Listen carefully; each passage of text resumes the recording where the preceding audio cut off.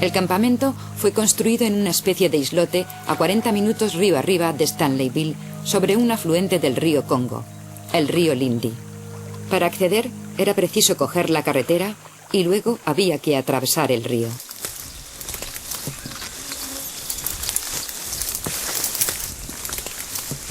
Durante su investigación, Ed Cooper conoció a Bayelo, uno de los asistentes que trabajaban en el campamento Lindi. Bayelo aceptó llevarnos y guiarnos. En el momento de los acontecimientos se encargaba de cuidar y alimentar a los chimpancés.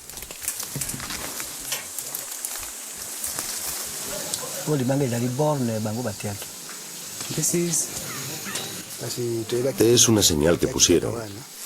No dijeron cuál era la importancia de esta piedra.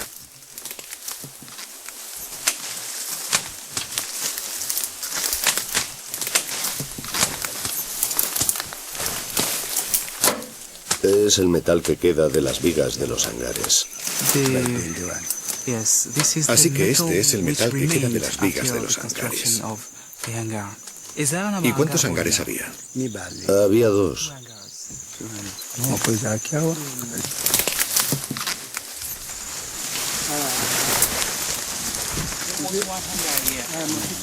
Este es el sitio de los hangares.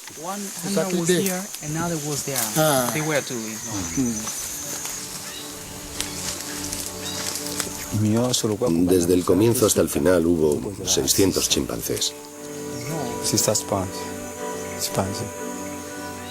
Ed Cooper conoció a Gilbert Rollet, un cazador francés. Oficialmente, él era un empleado del Servicio de Aguas y Bosques, pero durante casi 3 años estuvo trabajando en exclusiva para el laboratorio de Stanleyville con el fin de proporcionar chimpancés al campamento Lindi. Para el programa de captura, Rollet hizo un llamamiento a los cazadores más grandes de chimpancés, los pigmeos.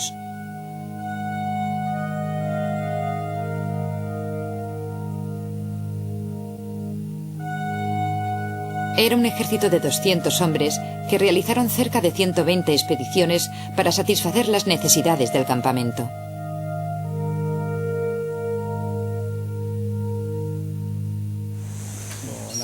Cuando llegaron los blancos, nosotros éramos simples trabajadores. No sabíamos nada. Ellos llegaron y se dedicaron a su polio, sus investigaciones. Nadie puede saber eso, tal vez los enfermeros. Nosotros no. Los enfermeros, sí. Ellos conocían sus secretos. Bayelo habla de un secreto. ¿Qué secreto? En la selva solo quedaban algunos rastros. Una piedra con una fecha, 1956, y algunas barras de hierro, que son los únicos vestigios del campamento. Pero se han encontrado fotografías tomadas por Tom Norton, la mano derecha de Koprowski. Estas fotografías están entre los pocos documentos visuales que muestran cómo era el campamento Lindi.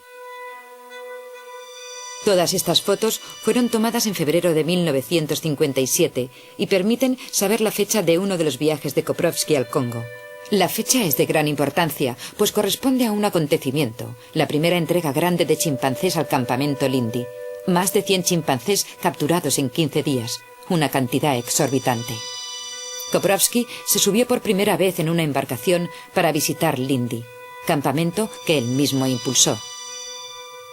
La visita es importante y queda inmortalizada como es debido, con el apretón de manos simbólico de los cofundadores, Courtois y Koprowski. Un retrato de 4 médicos alrededor del pionero de la vacuna oral contra la polio, en medio de la jungla, lejos de los laboratorios. Podemos ver a Ghislain Courtois, el director, Hilary Koprowski, Paul Osterried, el responsable del departamento de virología, Tom Norton, mano derecha de Koprowski, y Gaston Ninan, microbiólogo, que participaría en las grandes campañas de vacunación de la RUSICI.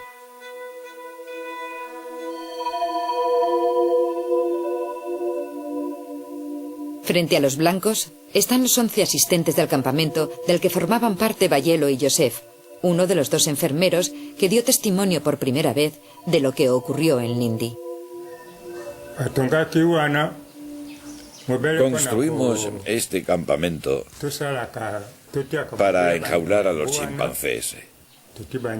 Y cuando me pedían que matara a un chimpancé, yo lo mataba. Ese era mi trabajo. Yo cogía al chimpancé y tenía que matarlo. Es lo que me ordenaban. Para matarlos, los hacía entrar en una máquina que yo tenía y les cortaba la garganta. Cuando terminaba de sacarles la sangre,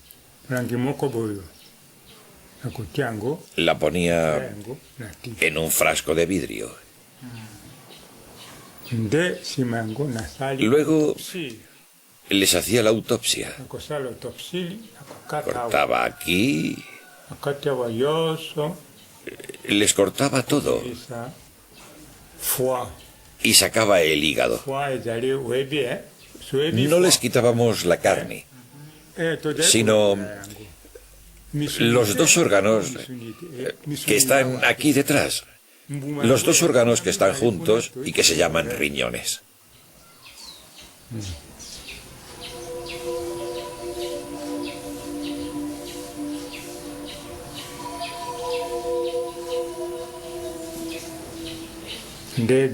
Luego el doctor los cogía para llevarlos al laboratorio en Kisangani y después enviarlos a América. Los enviaba a América. ¿Cuál era el doctor con el que trabajaba? Yo trabajaba con Paul Osterried.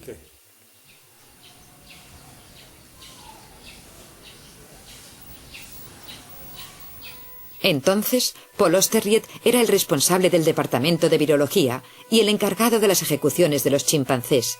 Sin embargo, siempre sostuvo que no tuvo nada que ver con el campamento Lindy.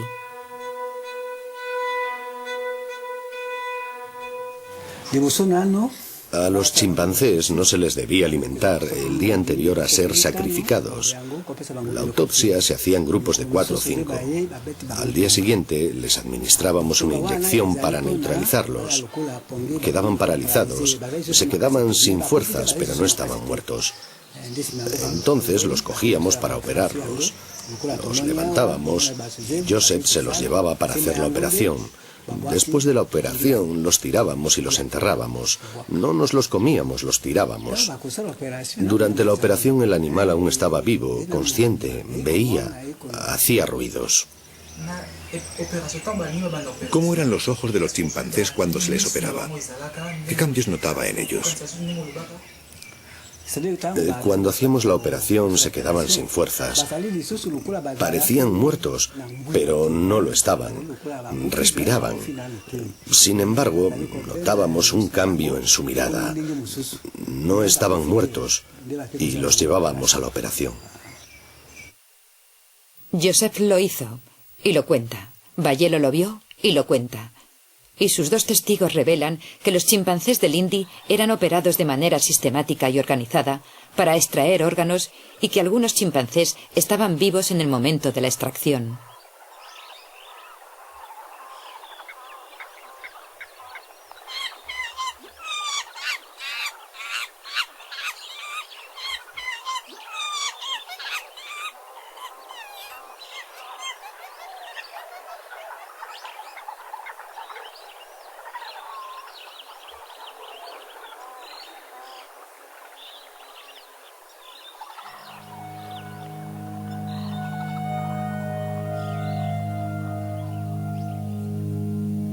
Estas imágenes fueron grabadas en Lindy con una cámara de aficionado de uno de los miembros del equipo.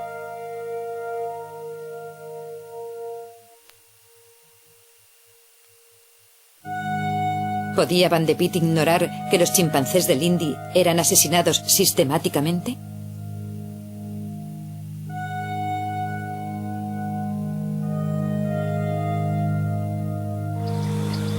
Pero la revelación más increíble es que algunos de los animales fueron operados vivos.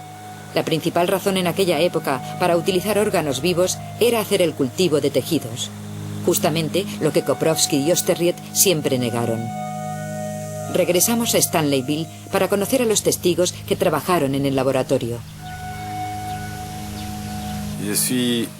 Yo fui contratado para trabajar en el laboratorio médico provincial en la época belga, en 1956.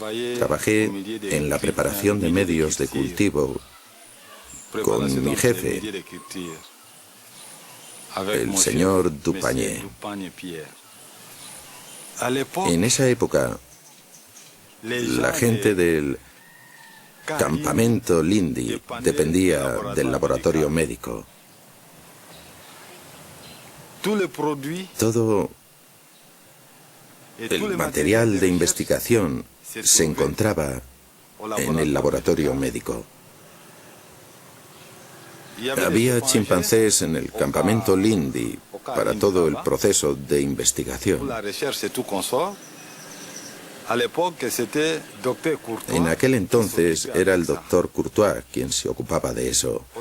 Osterried, nosotros trabajábamos con él antes, en el departamento de microbiología. Después él fue a trabajar al servicio de virología junto con el doctor Courtois. Fue allí donde trabajábamos con esas historias de